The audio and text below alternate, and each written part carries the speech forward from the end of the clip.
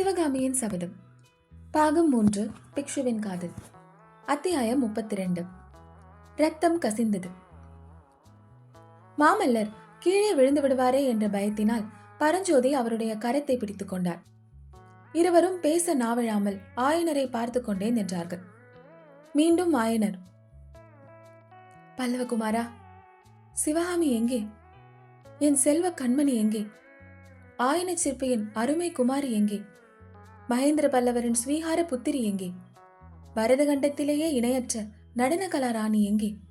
என்று வெறிகொண்ட குரலில் கேட்டுக்கொண்டே போனார். மாமல்லருடைய உள்ளமானது பெரும் புயல் அடிக்கும் போது கடல் கொந்தளிப்பதை போல் கொந்தளித்தது. ஆயினும் சிவகாமிக்கு என்ன நேர்ந்தது என்று தெரிந்து கொள்ளும் ஆவலினால் பல்லை கடித்து மனதை உறுதிப்படுத்திக் கொண்டு பசையற்ற வறண்ட குரலில், ஐயா, தயவு செய்து மனதை நிதானப்படுத்திக் கொள்ளுங்கள். சிவகாமி எங்கே என்று நான் அல்லவா தங்களை கேட்க வேண்டும்? சிவகாமிக்கு என்ன நேர்ந்தது, சொல்லுங்கள் என்று கேட்டார். ஆயனருடைய வெறி அடங்கியது. அவருடைய உணர்ச்சி வேறு உருவம் கொண்டது. கண்களில் நீர் பெருகிற்று. ஆமாம் பிரபு, ஆமாம். என்னைத்தான் தாங்கள் கேட்க வேண்டும். சிவகாமியை இந்த பாவையிடம்தான் தாங்கள் ஒப்புவித்திருந்தீர்கள். நான் தான் என் கண்மணியை பறிகொடுத்து விட்டேன். ஐயோ என் மகளே, பெற்ற தகப்பனே உனக்கு சத்ருவானேனே என்று கதறிய வண்ணம் தலையை குப்புற வைத்துக் கொண்டு விம்மினார். ஆயனரின் ஒவ்வொரு வார்த்தையும் நரசிம்மவர்மரின் இருதயத்தை வாளால் அறுப்பது போல் இருந்தது. சிவகாமி இறந்து போய்விட்டாள் என்றுதான் அவர் தீர்மானித்துக் கொண்டார். பொங்கி வந்த துயரத்துக்கும் ஆத்திரத்துக்கும் இடையே சிவகாமி எப்படி இறந்தாள் என்று தெரிந்து கொள்ளும் ஆவலும் எழுந்தது. ஒருவேளை சலுக்கர்களால் அவளுடைய மரணம் நேர்ந்திருக்கும் என்ற எண்ணம் மின்னலை போல் உதயமாகி அவருடைய உடம்பையும் உள்ளத்தையும் பிளந்தது. மீண்டும் ஒரு பெருமுயற்சி செய்து மனதை திடப்படுத்திக் கொண்டார். அதிகார துணியுடைய கடினமான குரலில், ஆயனரே, மறுமொழி சொல்லிவிட்டு பிறகு அழுங்கள். சிவகாமி எப்படி இறந்தாள், எப்பொழுது இறந்தாள் என்று கர்ஜித்தார்.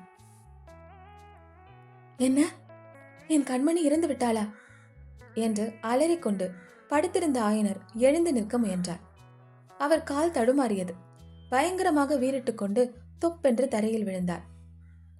இறந்து விட்டாளா என்ற கேள்வியினால் சிவகாமி இறந்துவிடவில்லை என்ற உண்மை மாமல்லரின் மனத்தில் பட்டது.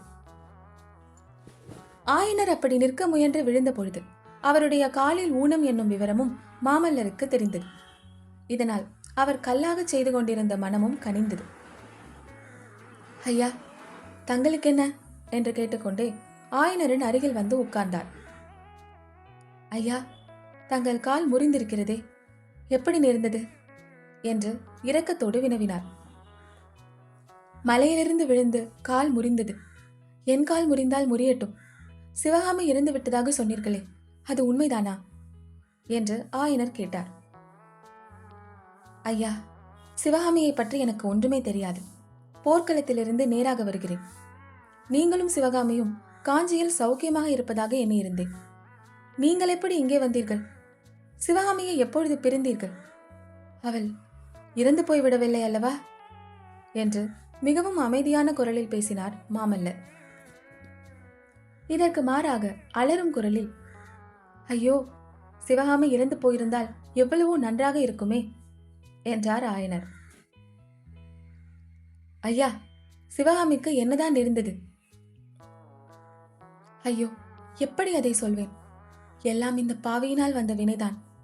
பிரபு, சிவகாமியை சலுக்கர்கள் சிறைபிடித்துக் கொண்டு போய்விட்டார்கள்.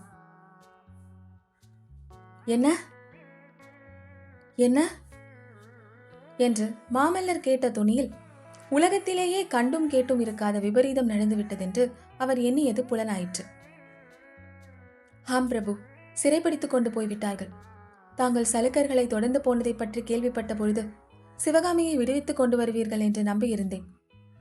என்னை ஏமாற்றி விட்டீர்களே. ஆனால் உங்கள் பேரில் என்ன தப்பு? எல்லாம் இந்த பாவினால் வந்ததுதான். சித்திரம் சிற்பம் என்று பைத்தியம் பிடித்து அலைந்தேன். என் உயிர் சித்திரத்தை, ஜீவ சிற்பத்தை பறிகொடுத்தேன். இப்படியெல்லாம் ஆயனர் புலம்பியது மாமல்லரின் காதுகளில் ஏறவே இல்லை. சிவகாமியை சலுக்கர்கள் சிறைப்பிடித்து சென்று விட்டார்கள் என்ற செய்திதான் அவர் மனதில் பதிந்திருந்தது. சிறிது நேரம் பிரமை பிடித்தவரை போல உட்கார்ந்திருந்தார். பிறகு தொண்டையை கனைத்துக் கொண்டு மிக மெலிந்த குரலில், சிற்பியாரே, இதெல்லாம் எப்படி நடந்தது? காஞ்சியிலிருந்து நீங்கள் ஏன் கிளம்பினீர்கள்? சிவகாமி எப்படி சிறைப்பட்டாள்? உங்கள் கால் எப்படி ஒடிந்தது? அடியிலிருந்து எல்லாம் விவரமாக சொல்லுங்கள் என்றார். ஆயனரும் அவ்விதமே விவரமாக சொன்னார். தட்டு தடுமாறி இடையிடையே விம்மிக் கொண்டு சொன்னார். மாமல்லரும் கேட்டுக்கொண்டிருந்தார்.